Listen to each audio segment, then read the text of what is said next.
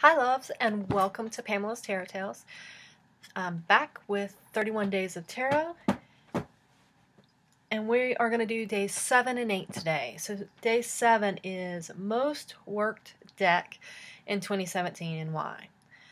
Guys, I have to tell you and be honest, I don't stick with one deck for very long. I do, and then I come back to it, and then I do, and I've been doing these monthly challenges that are on social media, through Instagram especially, and I try to use the deck for the month, and then I'll try a different one.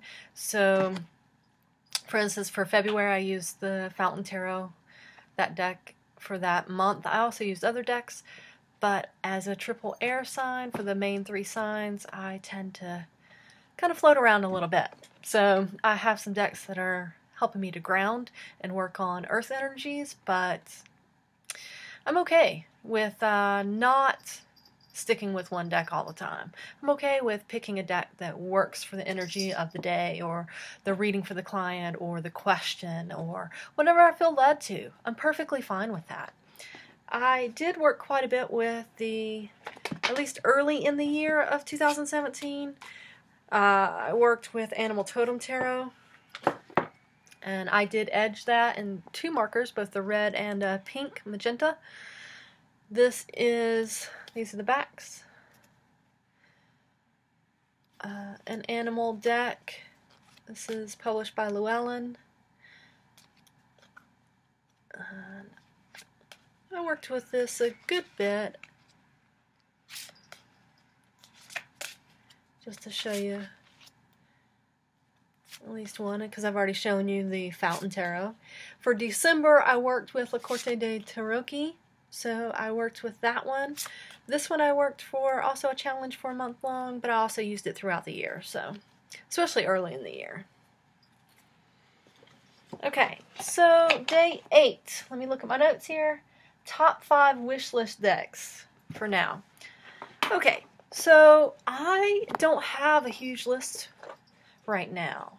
I guess I have one that I still feel really compelled that I need. That there's something in that deck, that energy that I need to be aware of, that I need to work with.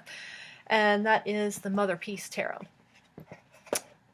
And a friend of mine was reading for me with that deck. Would just pull one in conjunction with another deck with the energy for the overall reading, what I needed to leave with, and it felt like such a hug deck and such a spiritual deck, and I feel like I kind of need that. I kind of want that. So I would like to see it in person. I'd like to work with it to see how it works with my other decks or with just me and my energy.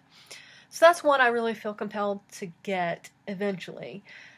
Another one I'm kind of like, it's on my list, it's on my radar, it's something I want, but I don't know that I have to have it, but I probably will get it eventually, is the Tarot di Marsiglia by Il Menegalo.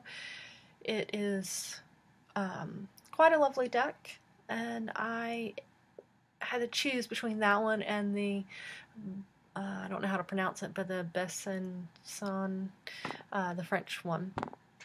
And so I chose to go with the Besançon instead, because it was older. It also, I liked the coloration better, and I thought it was a good way to work with an introduction to Marseille.